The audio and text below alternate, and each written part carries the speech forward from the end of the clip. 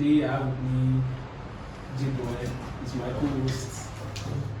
So we're going to be talking about Afcon. We're going to starting with Afcon. We're going to be talking about the round of 16 surprises. So what do you think so far about the competition?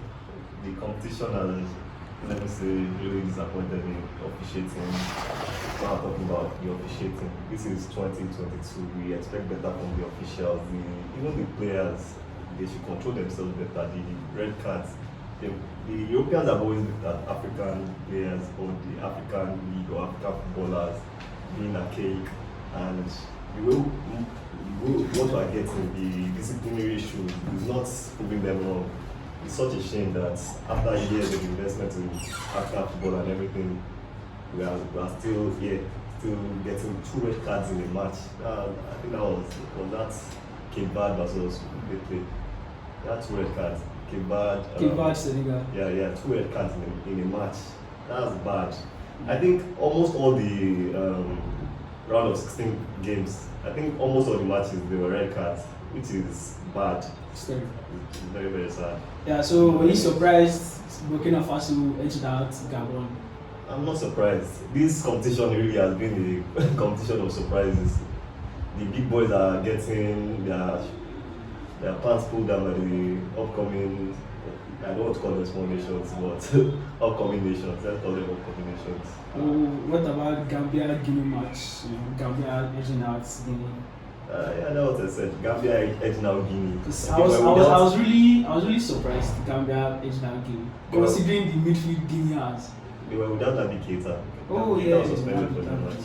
And but Guinea should still have won. But like I said, the competition has been full of surprises, and it's just following the same team. So I'm not surprised.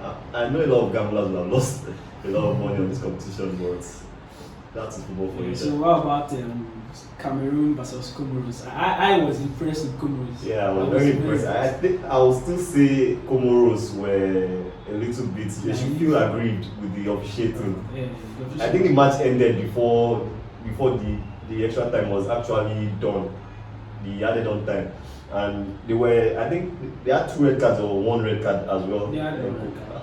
As in, and they were missing several key players, including their goalkeeper. I would say in that match, if they had given Comoros Island, let's say 20 minutes left, they would have found the equalizer. Probably. They would have probably found the equalizer. You could feel the apprehension around the stadium. Most of the Cameroon fans. And since the tournament started, I didn't feel Cameroon. I felt they had easy opponents. They've not had a real test so far. So hopefully in the round of quarterfinals. But the way the competition is going, all the real opponents are getting knocked out. So moving on. Senegal versus Cape Verde. Senegal versus Cape Verde. Senegal won. Yeah. 2-0. With the 2 red, that was the match with the 2 red cards. I didn't see the game, but what do you have to do to get 2 red cards? But a lot of people said Cape Verde were playing well, that Senegal needed 2 red cards to score. I saw the Sadio Mane goal and the way he walked out after. He suffered 2 head injuries. Yeah, he suffered 2 head injury. But the drama about him coming out, you see the amount of medical staff that came to attend to him. Well, you won't do that for every player. It shouldn't be like that. Why are we still doing things like that in Africa? We have to move away from things like that. Treat everybody equally. As in, yes, he's a star. Yes, he's a Liverpool player. Yes, he's one of the best players in Africa. But I'm sure he was one of the Cape Verde players that nobody knows his name, that suffered like 3 head traumas. There won't be more than 2 medical staff that were attending to him. They brought out a stretcher for Mane that he turned down. He decided to walk out on his 2 feet. But yeah, so moving on, Morocco versus Malawi.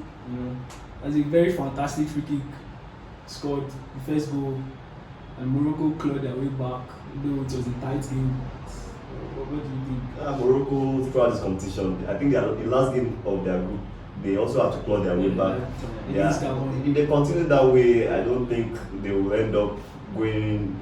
They're already a little bit fine in the competition, but if they continue like that, trying to claw their way back every time, once they meet a good team, they will have problems doing that. So Ivory Coast Egypt. In the last episode, we talked about the match. I said the match could go both ways. but Ivory Coast didn't score. So Egypt even played better because they had more clear-cut chances than Ivory Coast. What do you think? The thing about North African teams, that's the same thing I will also say about Tunisia Nigeria game. Once they know you have better players or you are better than them, they try to just frustrate you, to just play for a 0-0 draw or go to penalties and snatch a victory whichever way they can. So if you give them the opportunity, or they are more tactical. They're tactically better than most West African countries or most Southern African countries. Northern African countries are more tactical, technical, and that's how they beat both Cote d'Ivoire and Nigeria. Yeah, moving on. You have to be patient. Mali versus Equatorial Guinea. That was another shocker. Although I did say it could go, either ways, but then Mali being an African giant, I tipped them to win the game. But in the manner of which they lost was even more terrible. What do you think? Well, like I said, the competition has been full of shocks, so still following the same thing. So Mali getting knocked out is just prove that they are big boys. Because this is the competition of big boys getting their pants pulled down. So they also fell for the same trap, underestimating your opponents. Yeah, so and it was penalty shootouts. Yeah, it was penalty It's shootouts. difficult to stop this competition. It has been a competition for the defenders. So finally, Nigeria, Tunisia. Nigeria-Tunisia. That match, I would say our manager, Mr. Austin Eguavon, ex-Super Eagles player, he killed us in that match with his substitutions, and he was managing the match at a point like a toddler, like a kid. Yeah. Like, was just in a rush to remove your best player, Iheanacho. I said, who does that? If you watch the Egypt-Nigeria game, Salah barely had a kick in that game. Did they remove him? Because your best players can always change the flow of the game at any point. If they see a good opportunity, chances are that they will take it. That's why you give your best players on the pitch. But taking your best player out before the 68th minute, it's a real mistake from Eguavon. And I have to say the NFF too, all these rejiggling our, just shuffling the same old cargo. Austin Eguavon, Ahmadou, all these guys, they coached and failed us. Why do we still go back to them? They don't. I think the issue is even the lack of exposure they have. If during the period where they were sacked, if during that period they went to get further education on the aspect of the game that they are lacking, it will be better. But when they get sacked, they stay in MPL, coach 1 or 2 clubs, look for another NFF job, which is not working. It's such a pity. I think we're like 200 million plus in this country, and you're telling me you can't find one person that is not Ahmadou Shuaibu, that's not Christian Chukwu, that is not Austin Eguavon to handle the team for just a month or 2 months. I'm sure there are qualified coaches in Nigeria. Yeah, but they lack exposure. The only coach that has the exposure was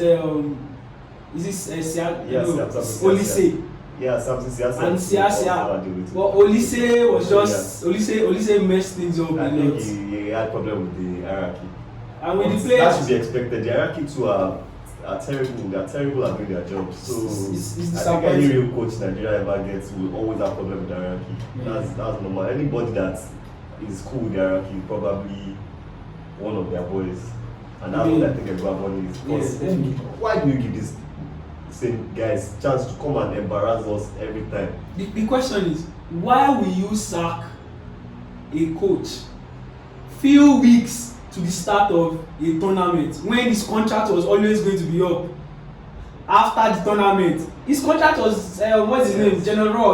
His contract would have been up, this January. Either ways, why was he sacked? It's not like General to is a very No, he's not a very good coach, but you don't make such drastic changes before a major tournament. I agree with you.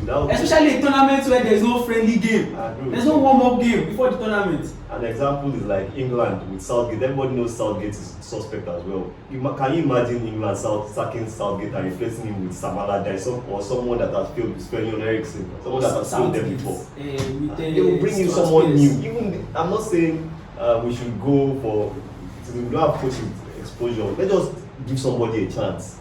Guardiola, before he reached the level he was at, was coaching back at he had little exposure, but he was given a chance and improved himself. So since we in Nigeria our coaches are not exposed, we don't have any choice but to give them the chance. That's also a way of exposing them to higher things.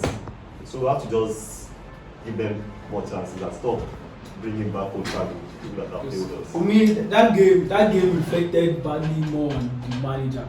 Yeah. Because Chukwueze should have been subbed off. Chukwueze should have been his first sub in actual moving to the right. Or moving Aribo. Aribo plays as a winger for Rangers.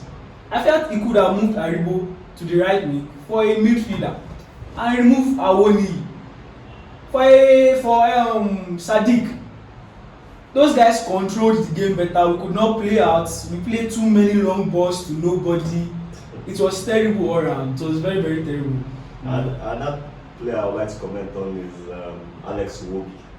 I would like to ask if Mr. Garoua will ever watch this video. As in, what is this guy's business in this competition?